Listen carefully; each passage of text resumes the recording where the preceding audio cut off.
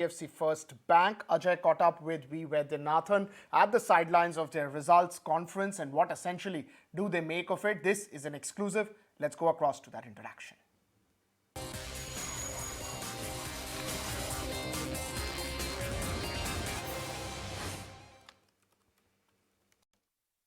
We are very happy that we have posted the highest ever profit of rupees 556 crores this quarter. But more importantly, we are more proud about the asset quality. I must say that the bank's retail asset quality, which is the main line of business for the bank, has now come down to 2%. The retail NPA, gross NPA, net NPA has come down to 0.7%. I think, and remember that this has been the story for 10 years at a stretch now. So we can say that we are very happy about the asset quality more than the profits.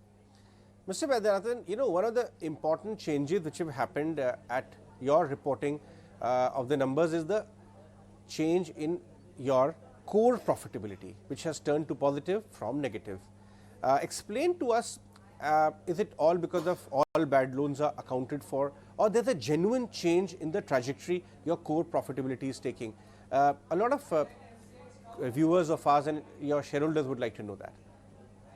So we'll take that one by one. See, let's not mix the two issues. One is bad loans, but that's in the provision line. That is, you see income, you see fees, you have OPEX, and you have core profit. Now, core profit of the bank now has become very strong. Last year we posted a profit of about 2,750 crores. This year we expect this to rise by about 50% of the core profit. Now, obviously, core profit is rising only because net interest margin is becoming very strong. The OPEX, is able to absorb. The income is able to absorb the OPEX. So let me just say that the bank, on the fundamental basis, is looking very, very strong now. Now comes the provision line. Now, on the provision line, frankly, all those big issues of accounts, etc., that we had at the time of merger, we used to talk about, etc., all that is gone now. Now we can smell fresh. Mr.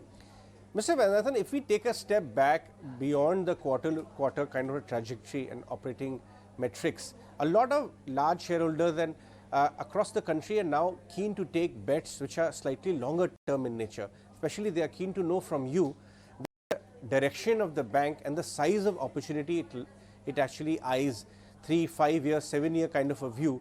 How does that look from your, at where you are sitting? What kind of size of opportunity do you see for India and the bank as well? The big change you're actually seeing is about how India is becoming, unorganized to organized, and how India is becoming from offline to online.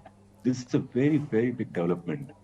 India has close to about 470 million people on employment roles. Our bank probably has close to about just 1.52 million customers of these. So you can imagine that this is like insane, this opportunity. So you can take deposits from these customers, you can lend them money. So the short point is that we're a very, very small portion of this country yet. That's why 20-25% should not be a problem for growth of the bank at all.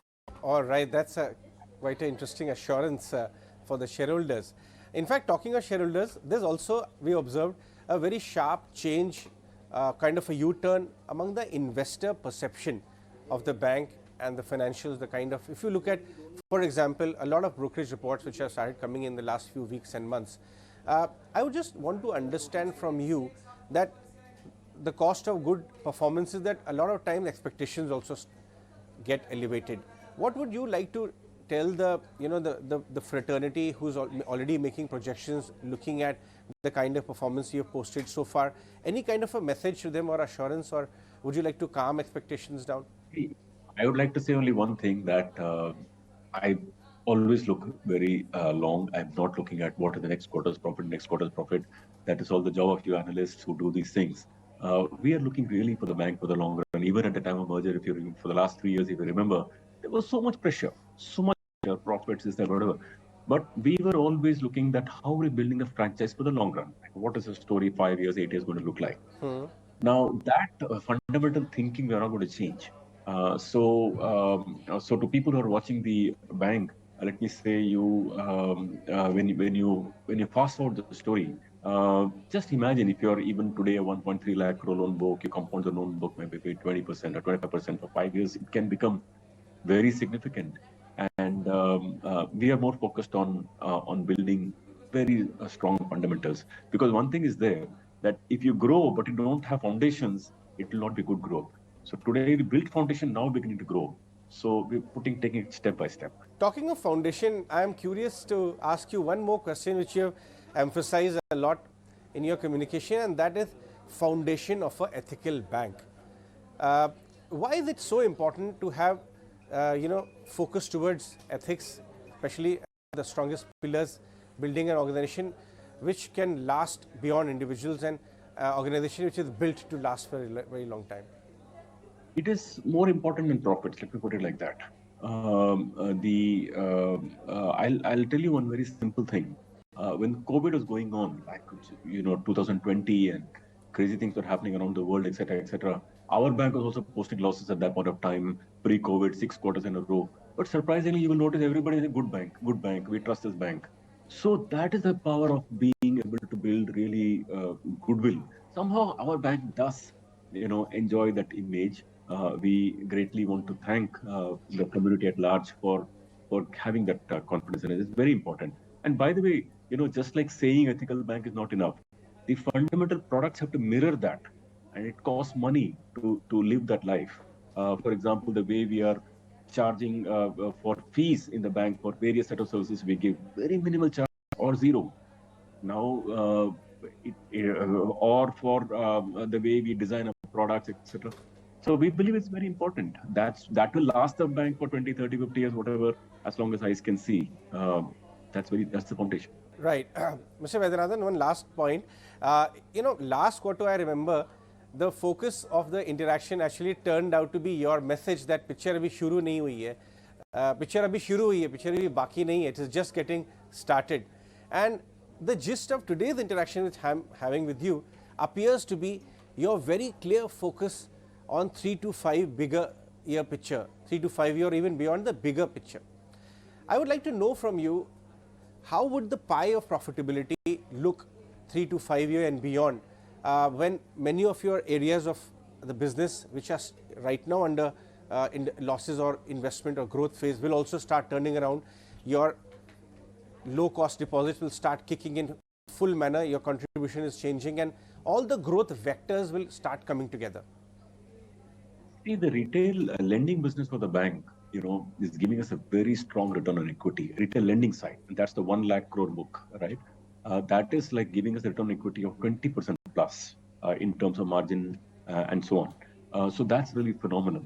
The wholesale book is now profitable. There are no more bad loans there, so that's also very good. There are 2-3 areas that loss-making business, because we're a new bank. We're a new bank. What do? We have to put branches. We have to put ATMs. What other banks have done for 20, 25, 30 years, we're putting it, in a hurry right now. So obviously, startup stage, we are having expense. So that will, become profitable. We naturally with scale. Then secondly, we have about 23,000 crores of money which we are honoring at 8.8%. Someday we'll replace it at 5.5 or something. So there's a 3% there. So when you add back all that, I can only tell you in short that the profits we feel that will only improve, because now the foundation is very strong. Nothing to worry. You can relax. Well, there you go. That's the first